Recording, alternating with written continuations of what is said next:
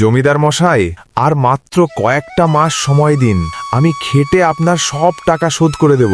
আমার বাড়িঘরটা কেড়ে নেবেন না। না না, আর একদিনও সময় দেওয়া হবে না। শর্ত তো শর্তই।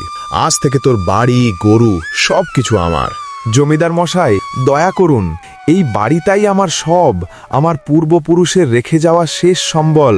এটা ছাড়া আমাদের মাথা গোজার আর কোনো জায়গা নেই।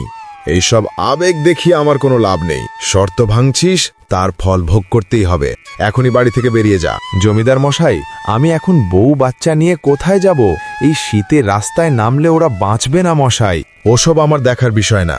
আজকের দিনটা সময় দিলাম, কিন্তু কাল যেন এখানে তোদের কাউকে না দেখি। কি গো, এবার কি করবে? এখন আমরা কোথায় যাব? দুচোখ যেদিকে যায় সেই দিকেই যাব, কিন্তু এখানে আর থাকব না। অসম্মান আর অপমান নিয়ে বাঁচা যায় না। তাহলে তাই চলো। হ্যাঁ, চলো। রাজু পরিবার সহ নিজ গ্রামের জীবন ছেড়ে অন্য গ্রামের উদ্দেশ্যে রওনা দিল। অবশেষে তারা এক অচেনা গ্রামে পৌঁছালো। আর একটু পরেই রাত হয়ে যাবে। তোমরা এই গাছের নিচে একটু বসো, আমি দেখি কোথাও একটু আশ্রয় পাওয়া যায় কিনা, শুধু আজকের রাতটার জন্য। আচ্ছা ঠিক আছে, আমরা এখানে বসছি, তুমি গিয়ে দেখো। রাজু তার স্ত্রী ও সন্তানকে গাছের তলায় বসিয়ে রেখে গ্রামের কয়েকটি বাড়িতে আশ্রয় চাইতে গেল, যেন তারা এই রাতটা নিরাপদে কাটাতে পারে। বাড়িতে কেউ আছেন কি? এই কে রে? ভাই, বলছি আমরা খুব বিপদে পড়েছি। আজকের রাতটা একটু আশ্রয় দেওয়া যাবে কি? না না, অচেনা লোকদের জন্য কোনো জায়গা নেই। এমনিতেই গ্রামে চোর ডাকাতের উৎপাতে মানুষ আতঙ্কে আছে। আমি সাহায্য করতে পারবো না। রাজু অনেক বাড়িতে গেল, কিন্তু কেউই তাকে রাত কাটানোর জন্য আশ্রয় দিল না। কি গো, কোনো থাকার জায়গার সন্ধান পেলে? না, কয়েকজনের বাড়িতে গিয়েছিলাম, কেউ থাকতে দিল না। বলল এই গ্রামে চোর ডাকাতের উৎপাত বেড়েছে, তাই অচেনা কাউকে তোরা থাকতে দেবে না। কি বলছো? রাতের বেলা চোর ডাকাত যদি আমাদের দেখে যে আমরা এই গাছের তলায় রয়েছি? হাসালে বা কি যে চোর ডাকাত আমাদের থেকে নেবে? তাহলে কি আমাদের সারা জীবন এই গাছের তলায় কাটাতে হবে? কাল এই গ্রামের জমিদারের কাছে যাব, দেখি তিনি আমাদের একটু সাহায্য করতে পারেন কিনা।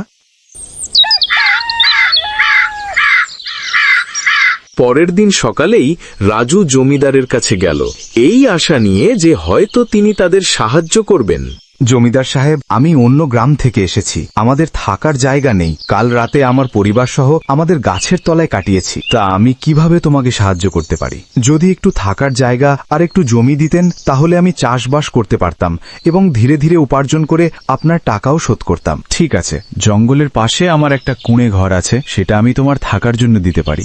আর তার পাশে একটা জমি আছে, সেখানে দেখো তুমি চাষবাস করে কিছু করতে পারো কিনা। অনেক ধন্যবাদ জমিদার মশাই, আপনি আমাদের বাঁচালেন। আমরা সত্যি খুব বিপদের মধ্যে ছিলাম। রাজু তার পরিবার সহ জমিদারের দেওয়া কুঁড়ে ঘরে বসবাস করতে শুরু করল। নতুন এই আশ্রয় তাদের জীবনে এক নতুন আশা এনে দিল। পাশে থাকা জমিটা রাজুর জন্য নতুন সম্ভাবনার দ্বার খুলে দিল। রাজু কঠোর পরিশ্রম শুরু করল। সে জমিটিতে চাষাবাদ করল, ধান, সবজি ও অন্যান্য ফসল। তার পরিশ্রম ধীরে ধীরে ফল দিতে লাগল। ফসল থেকে প্রাপ্ত উপার্জন তাদের পরিবারের দৈনন্দিন জীবনের চাহিদা পূরণ করল এবং ধীরে ধীরে জমিদারের কাছে থাকা ঋণও পরিশোধ করতে শুরু করল। কঠোর পরিশ্রম, ধৈর্য এবং সৎ মনোভাবের ফলে রাজু ধীরে ধীরে স্বাধীনতা ও মর্যাদা অর্জন করল। জমিদারের সঙ্গে তার সম্পর্ক বদলালো। এখন তারা শুধু ঋণ বা সাহায্যের সম্পর্ক নয়, বরং এক ধরনের বিশ্বাস ও পারস্পরিক সম্মানের সম্পর্ক গড়ে তুলল। রাজু এবং তার পরিবার বুঝতে পারল, জীবনে বিপদ ও অসুবিধা যতই বড় হোক, ধৈর্য, সততা এবং পরিশ্রমে সব সমস্যার সমাধান সম্ভব। তারা নতুন আশ্রয় ও চাষের জমির মাধ্যমে নিজেদের জন্য একটি নিরাপদ ও স্থিতিশীল জীবন গড়ে তুলল।